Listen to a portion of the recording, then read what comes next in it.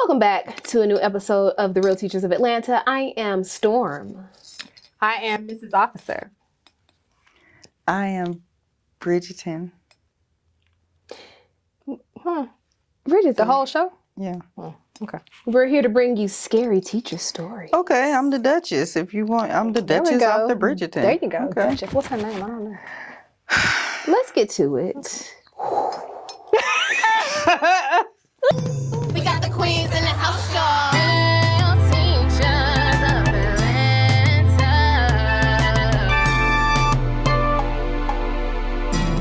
We got the queens in the house, y'all. We got our own sound effects. All right. Okay. So, scary teacher story. It's giving call, girl. Let me stop. Scary teacher story. Because you got it all out. No. Don't play Storm like that. Huh. Storm Okay. is classy. She's very classy. Okay. All right, scary teacher stories. What are some of the scariest, most disturbing things that have happened to you all in the classroom? My panic button not working. Okay, yeah, that can be scary. Your panic was- button not It was working. very scary. It was weird because, Your panic button not working. yeah, like the one time we had an incident, a little baby fight. You know, wasn't nothing too crazy, but Mm-hmm. I was just kids pushed the button, had to send somebody down the hall. Nobody was. What coming. makes you think the button didn't work? And nobody come. The button worked. They just didn't come. They didn't even intercom in. Miss Rhodes, you all right? Mm-mm. Dang. And none of that. Well, no help. So the kids just fighting and you just... No, I had them. Because I'm strong like that. Well, the fact that you stepped in is what's terrifying. And my It's scary to stilettos. me. Anybody doing it now? Hater. Anything scary happen to you, Miss Bridgerton? She trying to be a hater. What happened? She trying to be a hater. She's hating on me today. What are she you say? talking I about? heard you. What I say? Stiletto pumps in the class. I heard you. I didn't. Well, actually, I didn't say that. I was actually singing the song. Oh, the stiletto. Yeah. So I guess you know In the club. they said a hit dog. Well, always holler. Fair. What's happened to you? What's going on, I Bridgerton? really don't have any scary stories. You know that. I mean, I do have one, but I probably shouldn't share it because it may be kind of personable. But it's about a teacher. It was a very scary moment for me. You know the story. I was thinking about the carpet, the Tesla on the carpet. That's not scary. Go ahead, Bridgerton. That's not the one. Queen Charlotte. Queen Charlotte. Because I have to give you a name. I don't want to say Oh, you that. want to give me Queen Charlotte? I'm not Queen Charlotte. I'll give you the name just a sec. Where is Trey? Look. But okay, so one of my students one of my students came to school and it was a sad and it was a scary moment. Okay. She just was really having a bad day. She was really just having a bad day, and she just took it out on my para, and she was just extremely irate. She was just all over the place. She really had a breakdown at school, and I know that it stemmed from her circumstances at home. So that's why I say it was scary and it was a sad day. Yeah. Nothing spooky about it. But yeah, that was a lot. Well, I got a spooky story. Okay. Oh, Told the story before. You all probably already know it. Really? I had a student that was seeing things. So I forgot what the little girl's name was, but she said, you know, Miss Carter, this is when I was subbing. She was like, I'm seeing things. And so I'm like, okay, well, we're about to go to the computer lab. I said, you know, we can talk about it on our way there. So you remember there are two buildings that separate the main building from the computer lab part of the school. And so as I'm pushing the cart, she's like, I see them in the trees. I said, you see what in the trees? She said, well, I have a picture of it in my notebook because, you know, the kids have book bags. So she takes out a notebook and it's like this very distorted picture. It looked kind of what people would say is a demon or whatever. So I said, oh my God. She said, yeah, it's one in the tree. I said, oh. I said, well, how does it feel about me? Why you asking that? Why did you even ask? Because I'm immature and I need to know. Because she had said earlier, she said, yeah, you know, they feel certain ways about the people in the building. So when she saw one in the trees, I had to ask her, you know, how does it not like me? You know, because I need to know what I need. Do I need to go and call somebody so I can go home? Okay. What do I need to do? Okay. So anyway, come to find out, she was having some delusions of grandeur. You know, she was having some schizophrenic moments from the medical perspective, but from a spiritual perspective, it could have been something else. She said she feeling from fir- What? Go ahead. No, go ahead. she first saw this entity at church, and she said it had been following her ever since. So she would see it underneath the table, and you know, I had the science. Yeah. She would see it underneath the table. She would see it behind my desk. So I had to ask her, you know, how does this thing feel about me? And so she said, well, it likes you. I said, oh, okay. She said, yeah, it's not going to hurt you. It's just, it doesn't like some of the kids at the school. So, you know, they had to give her some assistance. I referred her to the counselor. Yeah. I wonder how she's doing now. Dang. I'm interested to know which student this was after the show. This was way before I met you all. Oh, at the school I met you at? Yeah, this is when we were subbing on 2 different grade levels. Okay. Yeah, it was kind of creepy. Well, I have a personal spooky story if you guys would like to hear it, you know, because I do love horror. You know. But at this time, I didn't know that I would grow up liking horror. But as a little girl, when I was living in my grandmother's house, my grandmother used to go to room to pick up laundry to be washed. And so every time I would follow her, there would be this woman that grabs me and takes me into my uncle's room and throw me up and down on the bed. She was a dark complected lady, and then she looked to have on a wig.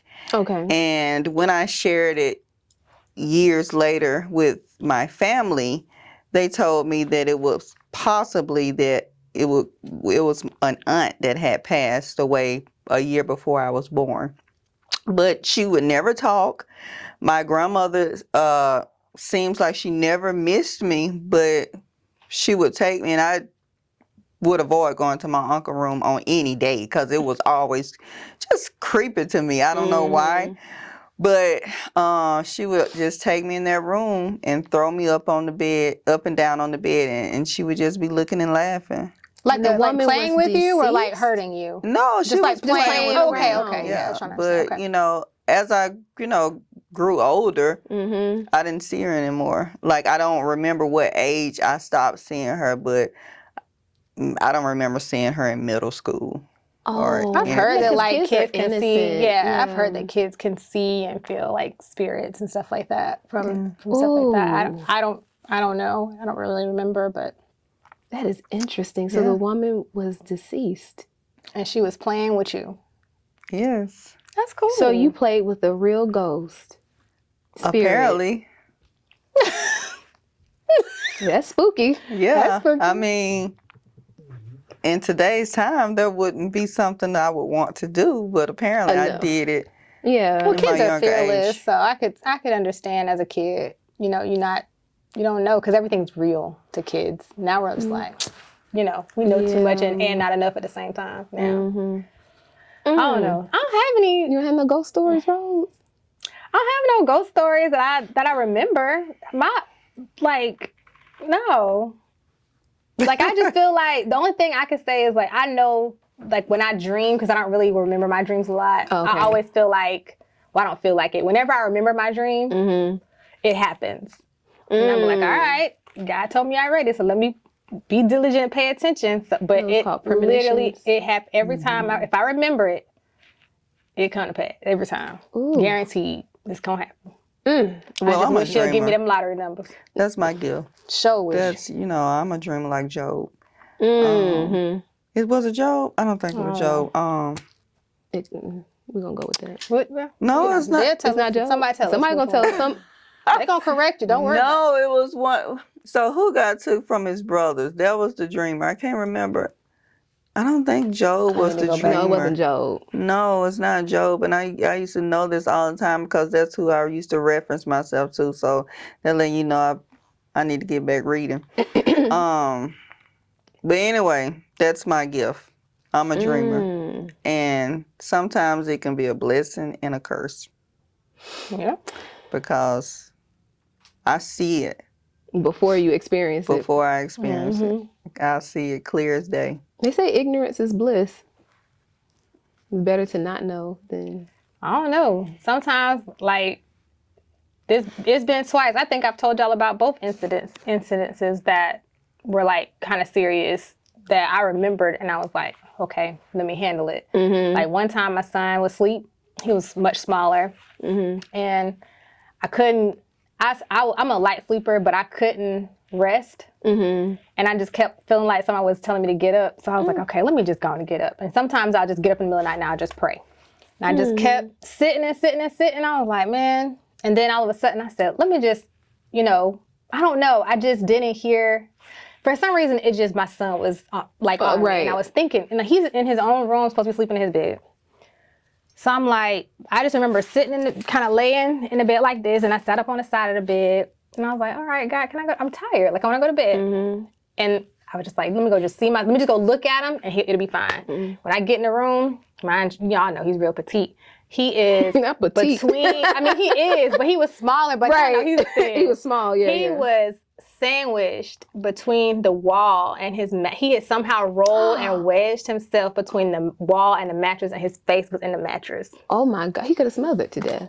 And I was up, and I was fighting not to get up. Now, after that day, anytime I feel like get up, I don't even hesitate. Get right up. What I need to do. Because that was one of the scariest things. I was like, not my son. He could have smothered to death. Speaking of that, have you all ever been in a position where you're sleeping and it's like you feel like something is over you and you're telling yourself, your subconscious, get up. Yes. And it's like you're paralyzed in a sense that you can't wake up or... They used to call it something. They used to call, like, what they say, I've heard people call it that. Call it something where it's like something on your back or something paralysis. Like that. That's a real thing. I think it's it is a thing. I know sleep paralysis is a thing, but they used to call it like something, and like you ever seen like a color or something over you? It just feels like something is like, or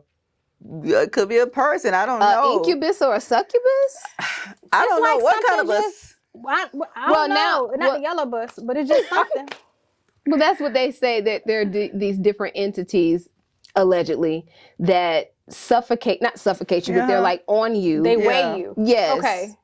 So I can't remember if it's the incubus or the succubus. I don't know, but I know what you're talking about. I felt like that before. Or you can't move. You're like, it is like your subconscious, like you're wrestling. Like you can't control your body. In my head, I'm saying, but I'm asleep, but I'm saying I can wake up, I can get up, but I'm not moving. Like I need to tell someone help or something. And you can't do it. And I'm just stuck. I'm like, oh my God, they're going to get me. And then it's like I'm really, I watch too many movies. And I don't watch nothing, and I know what you're talking about. Like I'm concentrating because I'm concentrating to say, hey. Yes. Woo, wake up or something. Like I'm really concentrating on that wake up piece. I watch too many scary movies. Okay. That's exactly that's the problem. See, I don't watch scary movies, so what's my excuse? Slow. Okay, maybe. So have you ever been asleep or something and you feel like you're looking at yourself? I've done that once. Remember I told you about it? It was an out-of-body experience I had. What you called it? Astral traveling. What? Astral traveling. I can't afford that. Well, so you've done it before, I guess, where you can... Did you do it? Have you had it? Yeah, I feel like that's what I was where asking. You're looking down at yourself? Like I'm looking at myself. Yeah, you astral traveled. They said not too many people can do that.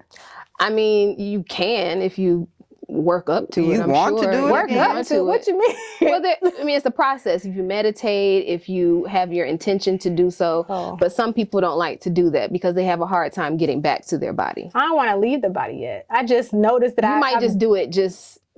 Maybe that's just something that you do. Yeah. Oh, I didn't know. I didn't know that was a thing. I just thought. We know that you're a witch, Joy. So here she go. I know you got some scary things to tell us. I do. Yeah. I'm ready. So when I was about 6, okay, Your My- grandma gave you that cat. not the, Not the cat. no, my That grandmother. potion book. Here she go. Okay, I'm stop. She gave me a doll. It was called Susie Scribbles. I told you all the story. Tell them Okay. where you from. She's from Louisiana. Okay. Okay, so I'm just trying to paint the picture. Give them a little background. Because when, you know, for language arts, when we write about things, we so like she's to trying give a little tie it give a little background information. So Joya's grandmother, She's- Louisiana, Yes, doll. doll. it. I know that sounds really bad. Yeah, you It feeling the didn't risk. to me. I kinda stepped- I'm in here. Right Okay. into it. I'm ready. Let's hear it. Go ahead. So it's a life-size doll, and she was called Susie Scribbles. Okay. She was about 4 feet tall. And she had a desk okay. and a pen, or like she would teach you how to write in cursive. Oh, okay.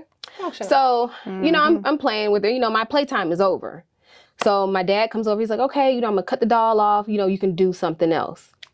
But the doll kept drawing. And so my mom comes in. She's like, Donnie, I thought you cut the doll off. And he's like, I did. So she said, well, let me take the batteries out of the doll because maybe there's something going. The doll was brand new. See. So she takes the batteries out, and by this time she looks like she's malfunctioning at this point. Like, I remember this vividly. So she's like, whatever little song, she's like, my name is Susie. That's what it was. She's like, my name is Susie Scribbles, my name. But she was like going erratically. So my dad had to throw the doll away. And this doll during the early 90s was not cheap. It was a very expensive that doll. dog would have had to go. So he had to go and See. get rid of it. Know where your grandma was. She was in Louisiana. She sent the doll to me. All right, that's something.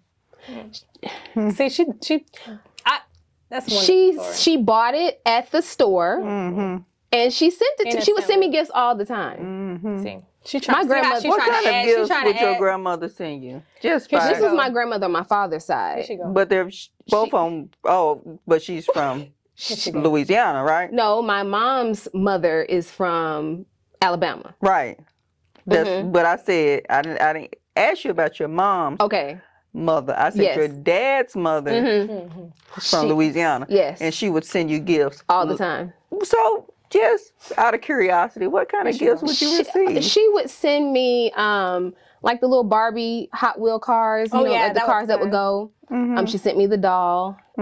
She would send music boxes because my mom collects them, but it was really mine. A little baby doll, Little baby dolls, yeah, and she would send like little recipe books. That sounds like what you would send a little girl. Yeah, recipe books, and baby dolls. Yeah, that's what you send little girls. yeah. Oh, Joy. Did you receive any, Nikki? Did you did. receive any baby dolls and recipe books? Every little girl receives a baby I've doll. never received a recipe book. What kind of recipes? Why she Gumbo and you know Creole How old dishes. were you when you was receiving these recipe About books? 8 or 9. She wasn't cooking. You know, just for when I got older. You don't know no better. Why you? I'm on Joy's side. Those are I know very you. regular things to send a kid. Yeah. Yeah, bows, toys, clothes, shoes. Yeah, that's regular. You know, That's because you was already right there. She didn't have to send it. Oh, okay. I love my little Scorpio grandma. She sounds like a wonderful one. She was. Scorpio sending recipes, dolls Here she go. that you couldn't turn I'm off. saying Boy, it because she she was could just so hold creative. That's all. She's spinning this right here. It's I'm giving, not paying Taisha no attention. it's giving good character for me. The more you know. What other It can write anything itself. else happened to you? You ain't had no. I know you done had some scary. The teachers on Reddit say that running out to being told that they can't make no more copies is scary. You can't make copies. Yeah, you know when you get the copy limit. That's what the teachers on Reddit said. Oh yeah, we had a copy limit. Me going to meetings after work is scary. Yeah. Dun, dun, dun. Stressed. Yeah. It's a little- So, probably one of the most scariest things for me was passing my gates that was a little because my money was gonna change. So, Listen, you know, She that had was us all scared for her. you know, With you. scary and anxiety. You know, I didn't even knew that I could get that level of anxiety, but Yeah. because you have to weren't a pay fun for it person at every that single point. time you take the so test. yeah, that was a scary thing for me because, you know,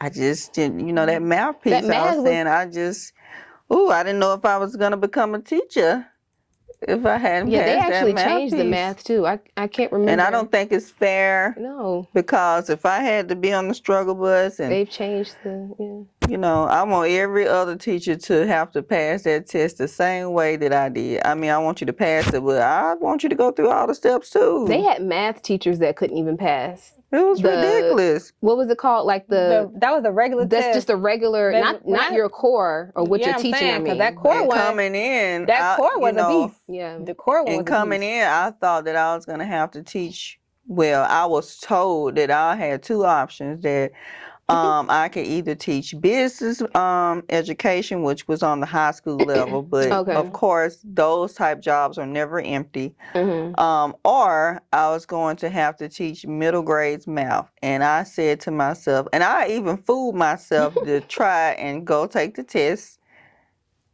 to pretend that, because I wanted to get in the program. And I was like, there is no way it's not easy. I'm going to be teaching math in middle school. Like, no. Georgia, the way they. Let me tell you something. I know. When my para quit and I had to teach all 4 subjects I remember that. to 3 different grade levels, let's just say. There's some kids out there that don't know what they're doing. We made it to probabilities. After probabilities. Oh my God, that's early. Oh Lord. I was sitting with the math teachers to teach me the lesson so I could teach it to the kids. I was like, girl, I'm not doing it. I told them from the front, I'm not a math teacher. I'm not so I'm so sorry. Yeah. And that's scary because, math is a highly tested subject.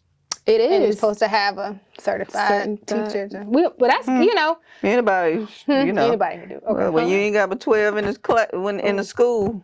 Now you need 15. Dang. That's scary. Everybody go teach something different.